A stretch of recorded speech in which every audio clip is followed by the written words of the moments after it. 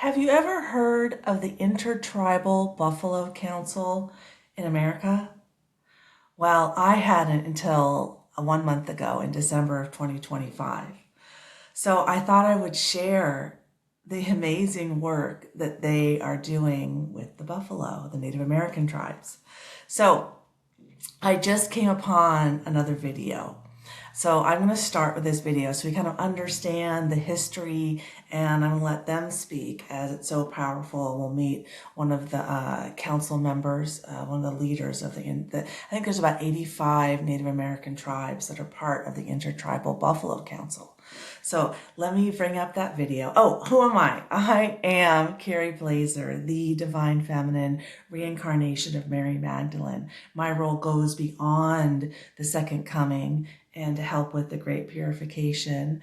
And as divine feminine, there's Mother Earth. Ecological revival is very necessary. And the Native Americans who've always known how to have an excellent relationship with animals and with nature and Mother Earth, and there's just so much we can learn from their wisdom and their knowledge. So let's start with this video, and then I'm going to share an email that I sent them in December and why I sent it and what happened and everything. So okay, homecoming the buffalo. All right, let me restart the video.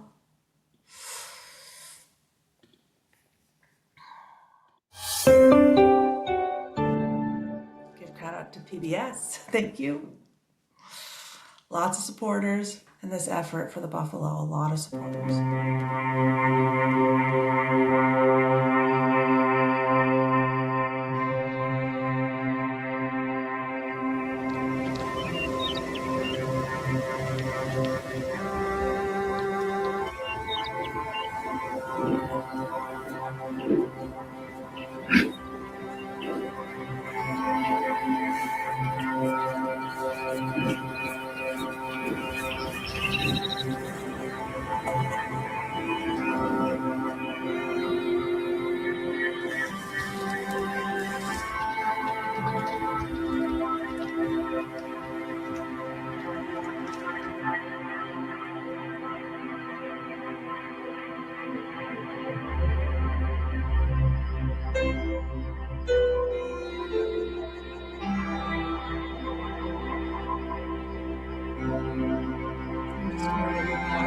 Just so everyone can hear it.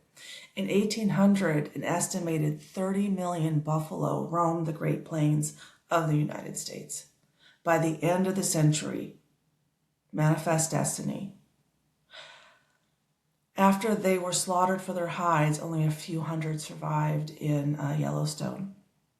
At the same time, Native peoples were confined to reservations, and for more than 100 years were deprived of the buffalo they had relied on for food and spiritual sustenance for hundreds of generations. They aligned with buffalo because buffalo knew the way.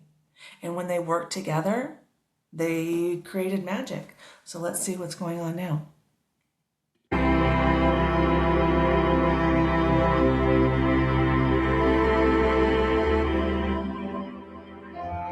Yeah, since the 1990s, the Intertribal Buffalo Council has worked to rebuild herds in tribal communities. It's my understanding now that in America alone, there's 500,000 buffalo. And there's more than just the Native Americans that are working on it. Ted Turner, who started CBS, and I can share part of his video too, he owns, I think, the most land in America, and he turned it all into nature reserves. And to restore, they restored trout and buffalo and elk and all kinds of things on his land. So it's like, thank you. Okay.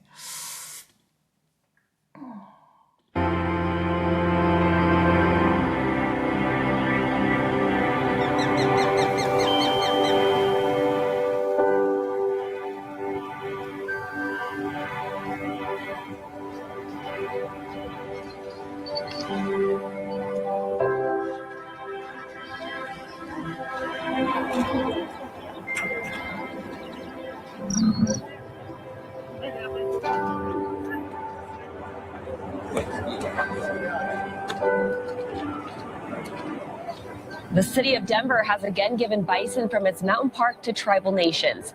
Denver used to auction off the animals to keep the herd healthy, but in 2021, it made the decision to give the buffalo to indigenous lands. That is just 5 years ago. That's how much more work we have to do. Okay? Just 5 years ago. Did they go, oh, maybe the buffalo go with Native Americans? And that's okay because we're figuring ourselves out, figuring out what our problems are and where we can improve, and that's beautiful. We can't go backwards, we just go forwards together.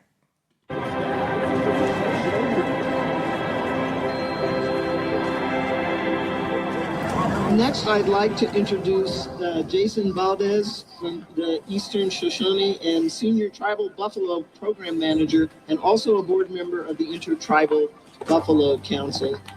Good morning, Yaket. Yeah, good morning. I want to say good morning to each and every one of you. Thank you all for coming. We thank the city of Denver. Really pleased to be part of tribal buffalo restoration and how important it is for our people. Thank you very much. Good morning. And what I learned about buffalo meat is that it has more omega-3 like salmon. So it's healthier for us than beef. Okay, a lot healthier for us.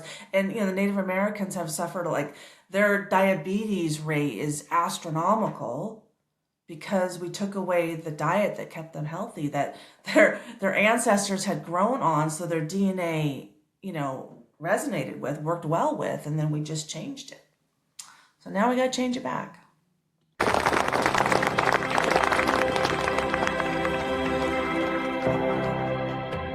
My name is Jason Baldus. I'm a member of the Eastern Shoshone tribe, and I'm a board member of the Intertribal Buffalo Council.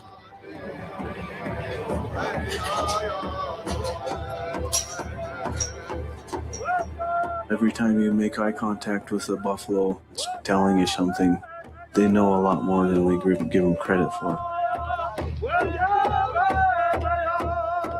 They knew the buffalo. The reason we knew they were still alive is that they found a hidden herd in Yellowstone. They're intuitive. They survived. Thank you for surviving.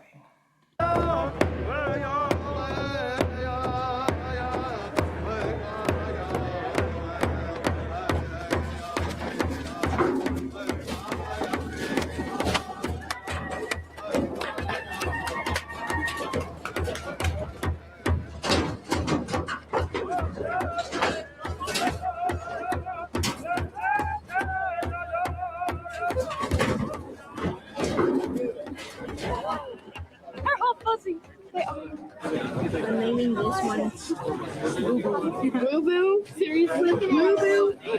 Okay, so I will link that video below. And I'm also going to introduce the video from Ted Turner, and I'll link it below as well, just so you can have it. It's incredible that, okay, so let me share my screen again.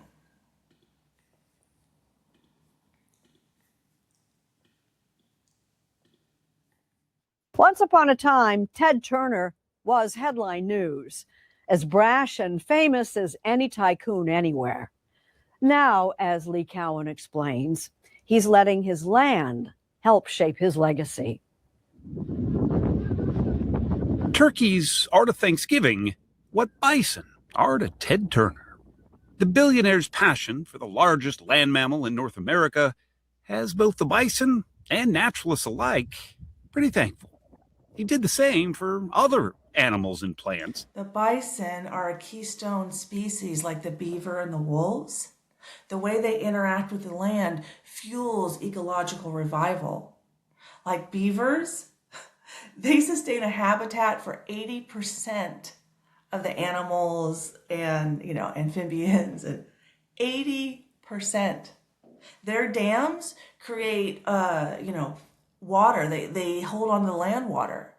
So then that reduces flooding and it produces growth. It prevents wildfires. We were working against ourselves 100 years ago when we killed the beaver and the buffalo and the wolves, just to begin with. We didn't We were unaware. We lacked consciousness, but now we are aware. So thank you to Ted Turner. Let's see what else he's doing here. There were once native to these lands as well.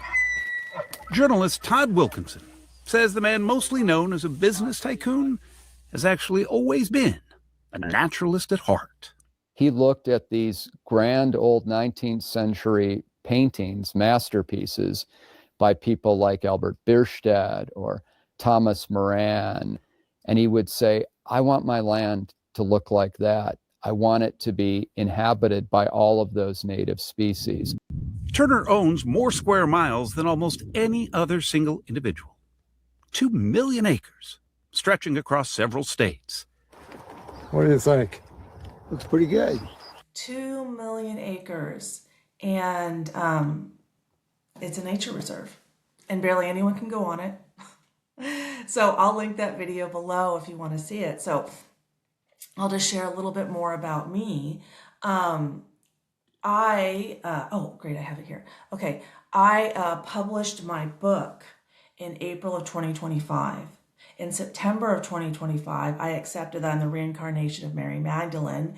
And then over the next couple months, you know, I was like, I think I'm, yes, Mary Magdalene, but also the divine feminine, because I have a lot of synchronicities with Native Americans. And during my enlightenment experience for the second coming, Native Americans came right in, and I was born in Arizona. That's where the Hopi tribe resides. And they talk about the Great Purification, which was completely in alignment with the second coming in the fall of 2025 and 3-Eye Atlas, right?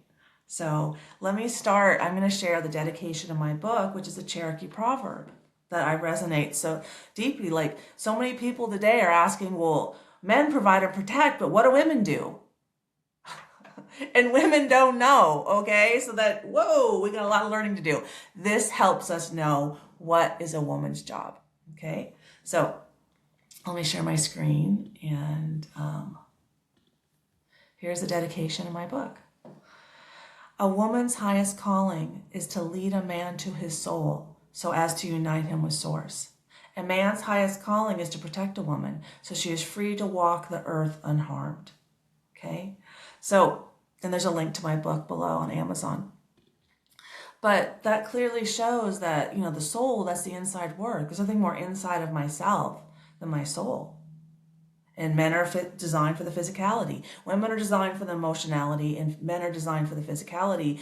And what we now know, but due to modern science, is our souls, which are energy bodies that physicists have proven that we have, communicate through our emotions. Soul being divine, spiritual, and then emotions, right? Souls communicate through emotions. But in Western world Christianity, the man is the spiritual leader of the family, and the woman. Native Americans knew that the feminine is the spiritual connection. Not that men aren't spiritually connected, they are.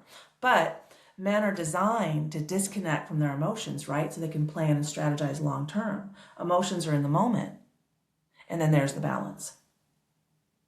I ground men into the moment, and they help me by planning and strategizing.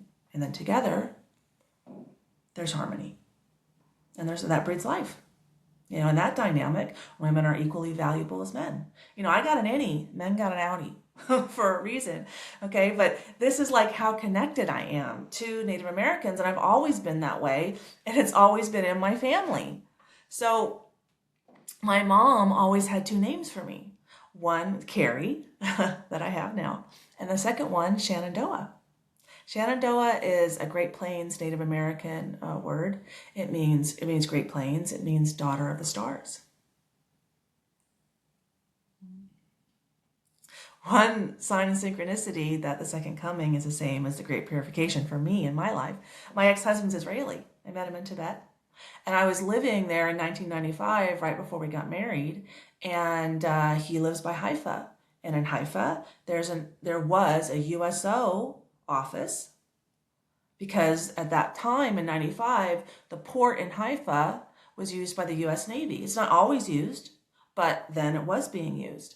So I worked at the USO, and I worked for AT&T, and I would go on, you know, aircraft carriers and destroyers and helicopter carriers. And I didn't get to go on a sub, though. I didn't go on a sub.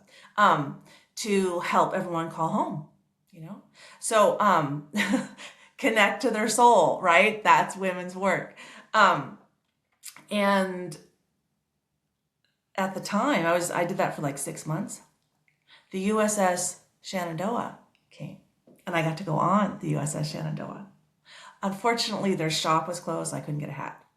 But there I was in Israel, second coming, on the USS Shenandoah because of my mom. And now looking back, I'm like, oh, there's a sign and synchronicity that the second coming is a global event. Great purification is a global event. We are all souls having a human experience. We are all in this together, okay? So now I'm going to share the email that I sent to, so on December 19th, 2025 was the day that Three-Eye Atlas, or the blue kachina in Hopi Native American tradition, the sign that the great purification is here. We're going from what they say, the fourth world to the fifth world, that we're all accepting that we're divine beings having a human experience. And then, purifying ourselves and learn how to operate our souls. And I'm using my own language. I'm not speaking for them. This is my interpretation. So anyway, on that day, I was shown a video, and I finally understood what had happened during my enlightenment experience for the second coming / great purification on September 27th, 2025, okay? And that date is very specific on the Jewish calendar because that's the Sabbath between the Jewish New Year and Rosh Hashanah. And those 10 days are the most sacred time in Judaism. That is the return. When do you self-reflect? When do you learn your lessons from the previous year, prepare for the next year? Self-reflection is feminine. Forgiveness is feminine. The Sabbath between those two important dates is called Sabbath of Return, Shabbat Shuvah. It's the biggest day of self-reflection in the year, the biggest Sabbath of self-reflection in the whole year. And that Friday is when my 6 divine feminine self-love strategies came out of me. And then the next day, and I didn't know yet, and that week, the Messiah's coming this week. I'm like, wait. And then I'm like, okay, keep going. So at the beginning of that enlightenment experience, it came through, it's like Montana, and there's a summer camp and a winter camp, and the Native Americans want to use the national parks so they can live, more traditional ways. And I didn't know any of the intertribal, I didn't know anything that was going on with the buffalo. I had no awareness at all. But on December 19th, the day the blue kachina, the Three-Eye Atlas, was closest to Earth, on my YouTube video comes up something about the Intertribal Buffalo Council and about the work that's going on in Montana.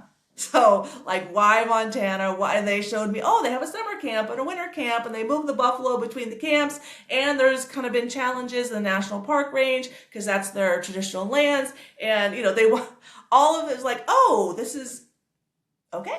This is already going on. So let me share my screen again, and I call it the Shenandoah Promise.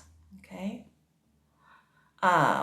So I said, I just came upon your PBS video on YouTube. Amazing, and thank you. On Friday, I saw a similar video about how the Blackfoot tribe in Montana has a summer and winter camp where they move the buffalo to and from. That video answered some important questions for me. Why Montana? Why summer and winter camps? Why buffalo? And why national parks? First, let's start with my grandpa, William Blaser. I just was intuitively guided to introduce my family. He started Mason Mart in Phoenix, Arizona.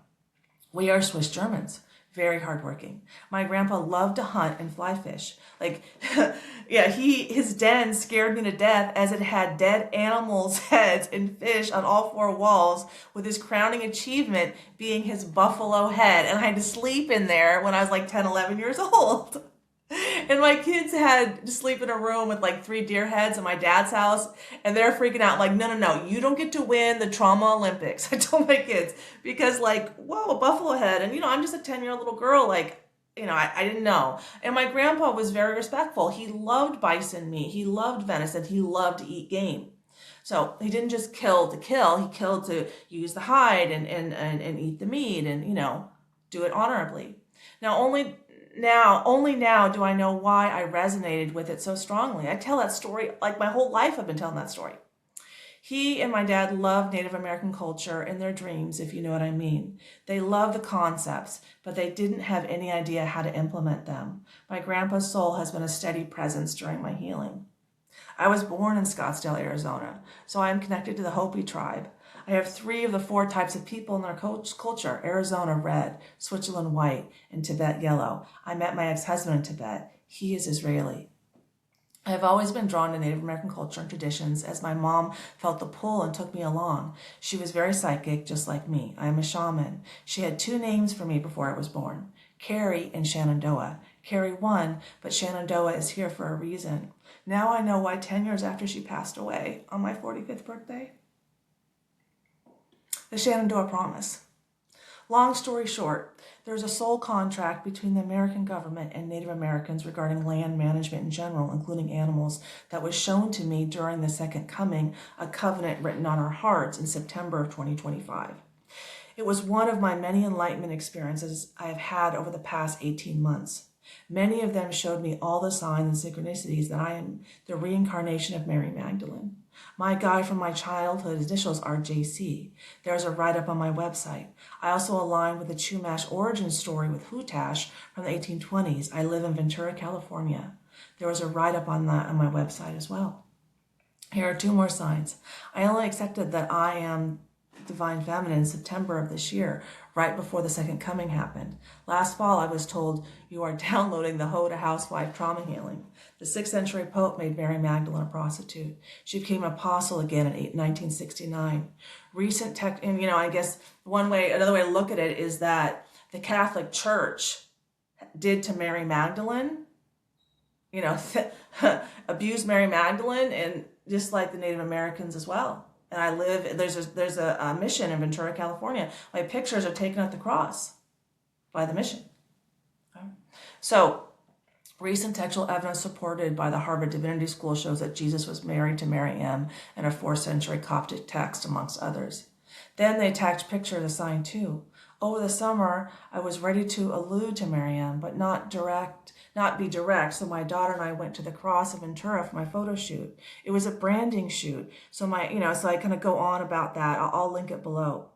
Anyway, on Friday, when the blue Kachina was closest to Earth, the first video found me, indicating it was time for this part of the Second Coming to unfold.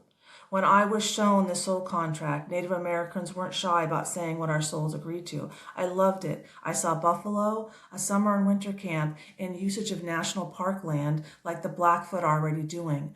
I know that is just the beginning. To summarize, our soul discussed how to restore your way of life in America to the best of our ability. I have felt drawn to Montana for 2 years, but I have never been there. I plan to sell my condo in the spring and move to Montana. After I saw your video, I felt called to email. I do not have a plan, but you do, which warms my heart.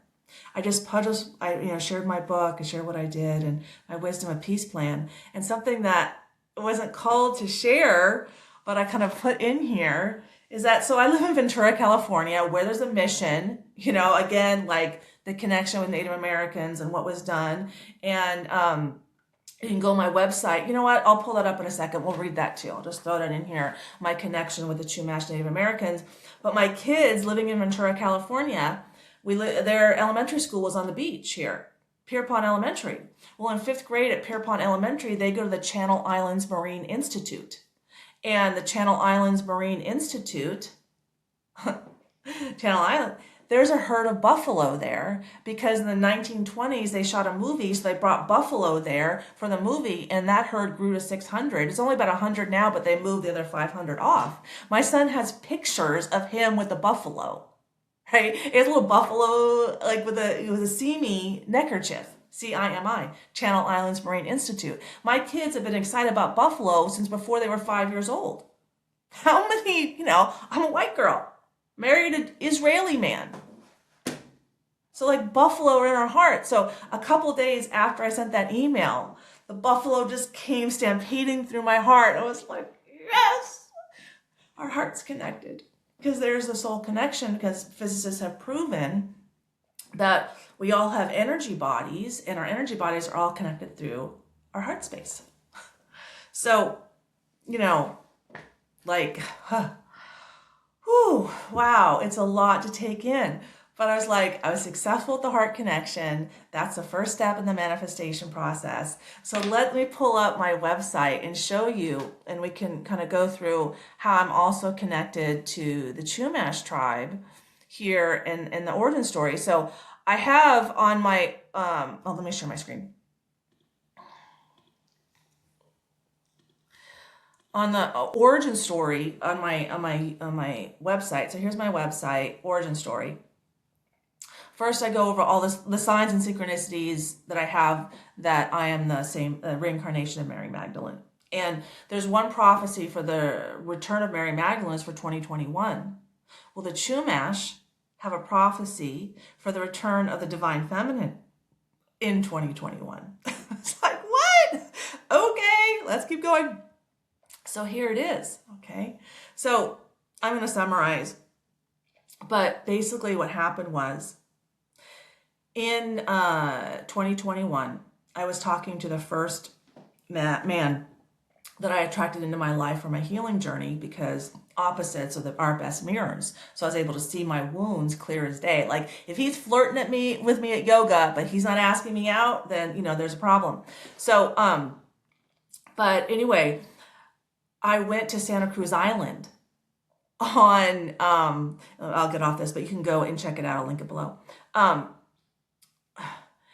I went to Santa Cruz Island. Okay. Oh, so here's a story. In the 1820s, the missionaries in Ventura went to Santa Cruz Island and took all the Chumash people off the island and brought them here, to be workers and slaves. And, we know how poorly they were treated by the Catholic Church. They had so their origin story is that Hutash, the divine feminine, helped them make that journey on the Rainbow Bridge. And there's a prophecy that in 200 years she would return to help solve this problem. And so there's a video on my website as well.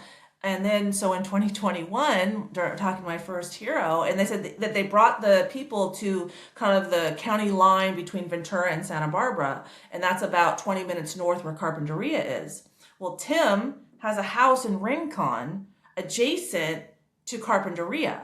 So in May of 2021, my oldest daughter and I went to Santa Cruz Island, my first trip there. We did the kayaking tour, had an amazing time. 1 week later, I got in a huge fight with Tim, and during that fight, I was able to see that I feared all men, and he was able to see that he feared all women.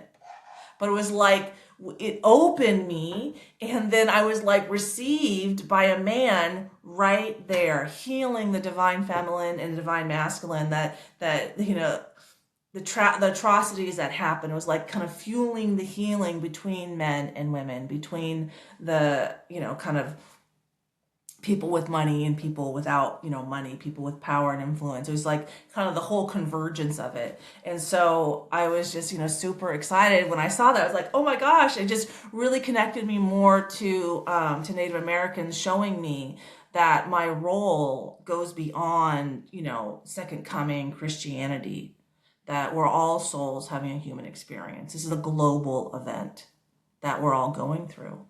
And I'm really just honored and humbled to have such an integral part of it. So anyway, I thought I would share more, and I will share more, but I can't wait to do work with the keystone species and the ecological revival, which is so important to us all. All right, thank you. Take care. Please like and subscribe. Bye.